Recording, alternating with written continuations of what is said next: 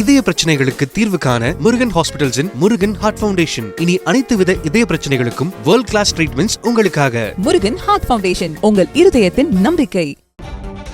தமிழகத்தில் 85 லட்சம் வாக்காளர்கள் நீக்கப்படலாம் என்று திமுக அமைப்புச் செயலர் RS பாரதி தெரிவித்திருக்கிறார். டிசம்பர் 19ஆம் தேதிக்கு பிறகு எஸ்ஐஆர் பணிகள் குறித்த முழு விவரங்கள் தெரியவரும் என்றும் அவர் தெரிவித்திருக்கிறார். மேலும் தகுதியான வாக்காளர்களை மீண்டும் பட்டியலில் சேர்க்கும் பணியில் நாங்கள் ஈடுபடுவோம் என்றும் அவர் தெரிவித்திருக்கிறார். அண்மை செய்தியை பார்க்கிறோம். டிசம்பர் 19ஆம் தேதி எஸ்ஐஆர் பணிகள் நிறைவு பெறக்கூடிய நிலையில் திமுக அமைப்புச் செயலர் RS பாரதி செய்தியாளர்களுக்கு பேட்டியளித்திருக்கிறார். அதில் தமிழகத்தில் கிட்டத்தட்ட 85 லட்சம் வாக்காளர்கள் நீக்கப்படலாம் என்ற ஒரு தகவலை அளித்திருக்கிறார். டிசம்பர் 19ஆம் தேதிக்கு பிறகுதான் முழு விவரங்கள் தெரியவரும் என்றும் தகுதியான வாக்காளர்களை மீண்டும் சேர்க்கும் பணிகளில் நாங்கள் ஈடுபடுவோம் என்றும் அவர் தெரிவித்திருக்கிறார்.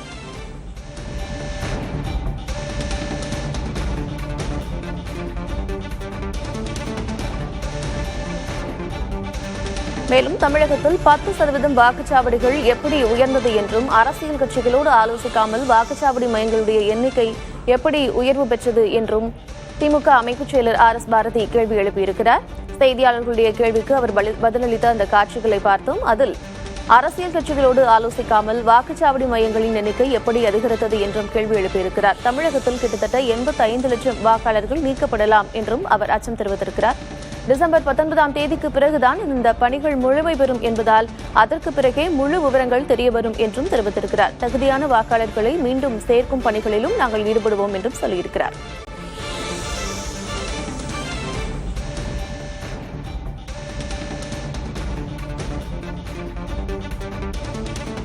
பாஜகவின் GK நாகராஜ் நம்ம இடையே இணைப்பில் இருக்கிறார். அவரோடு பேசலாம். சார் வணக்கம். கிட்டத்தட்ட 85 லட்சம் வாக்காளர்கள் நீக்கப்படலாம் அப்படின்னு சொல்லியிருக்காரு. அது மட்டும் இல்லாம அரசியல் கட்சிகளோடு ஆலோசிக்காமல் வாக்குச்சாவடி மையங்களுடைய எண்ணிக்கை எப்படி உயர்ந்தது அப்படின்னு திமுக அமைப்புச் செயலர் RS பாரதி கேள்வி எழுப்பியிருக்கிறார். நீங்க எப்படி பாக்குறீங்க? வணக்கம்ங்க. நான் சூலூர் சட்டமன்றத்துடைய பொறுப்பாளராக இருக்கேன்.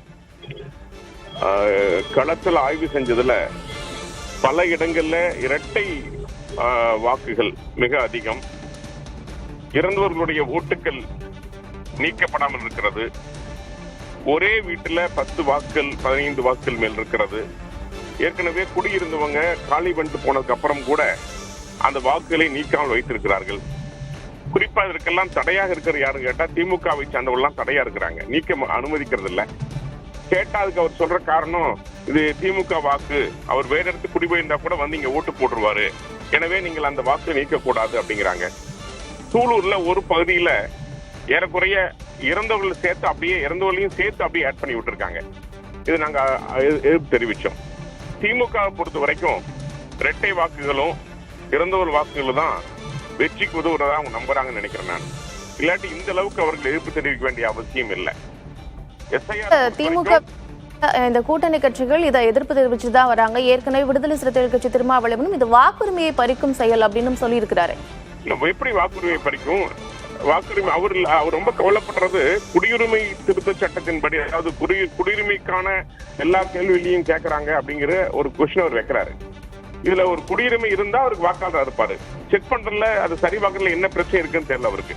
ஒருவேளை அவர் இங்க இருக்கிற பாகிஸ்தானியர்களோ அல்லது மியான்மரை சார்ந்தவர்களோ அல்லது இங்கே குடியிருக்கின்ற ஊடுருவிக்கின்ற பலருக்கும் வாக்கு வங்கி தரணும்னு நினைக்கிறாரான்னு தெரியல. ஏன்னா இங்க இருக்கிற நிலைமைப்படி, இந்த நிலைமைப்படி SIR பொறுத்த வரைக்கும் மிகச் சிறப்பாக பணி நடந்து கொண்டிருக்கிறது.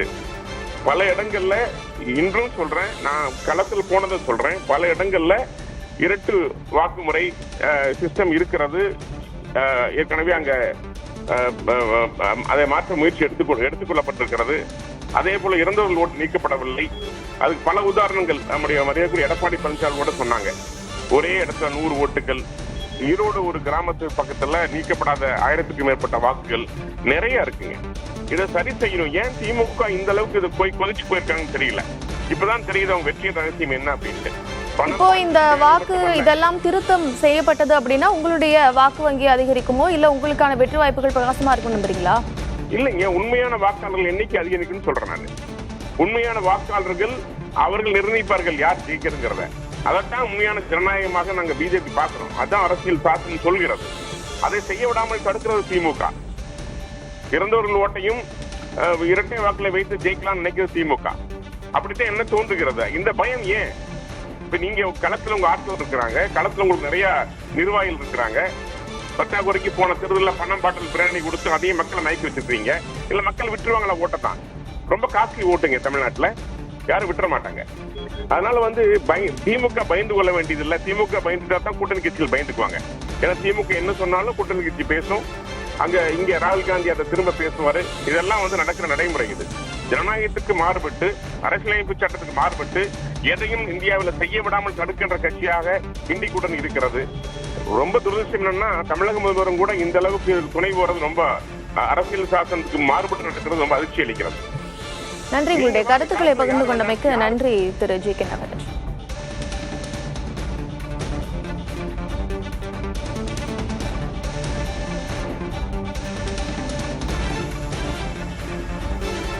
தமிழகத்தில் வாக்குச்சாவடிகளின் எண்ணிக்கை 68,467 75,035 உயர்ந்திருக்கிறது. அந்த அண்மை செய்தியை பார்க்கிறோம். தமிழகத்தில் வாக்குச்சாவடிகளின் எண்ணிக்கை 75,035 உயர்வு கண்டிருக்கிறது. ஏற்கனவே 68,467 இருந்த வாக்குச்சாவடிகள் 75,035 உயர்வு கண்டிருக்கிறது. அண்மை செய்தியை பார்த்து வருகிறோம்.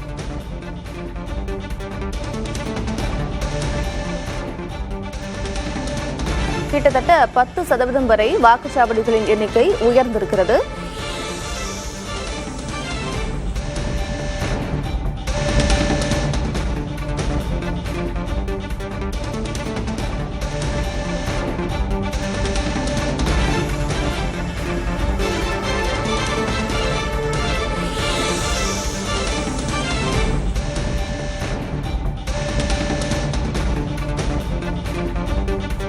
தமிழகத்தில் 85 லட்சம் வாக்காளர்கள் நீக்கப்படலாம் என்று திமுக அமைப்புச் செயலர் RS பாரதி செய்தியாளர்களின் கேள்விகளுக்கு பதிலளிக்கும் பொழுது தெரிவித்திருக்கிறார்.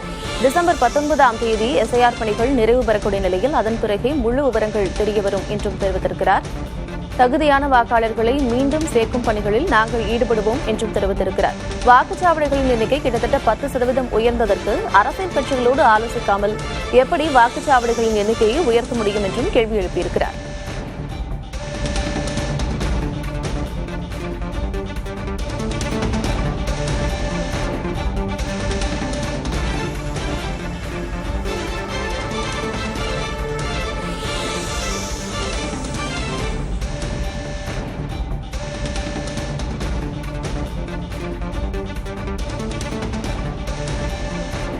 தமிழகத்தில் வாக்குச்சாவடிகளின் எண்ணிக்கை கிட்டத்தட்ட 10% அதிகரித்திருக்கிறது. 68,467 75,035 உயர்வு கண்டிருக்கிறது. அந்த அண்மை செய்தியை பார்க்கிறோம். கிட்டத்தட்ட 10% வாக்குச்சாவடிகளின் எண்ணிக்கை உயர்ந்திருக்கிறது.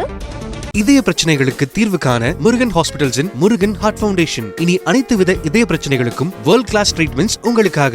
முருகன் ஹார்ட் ஃபவுண்டேஷன், உங்கள் இருதயத்தின் நம்பிக்கை.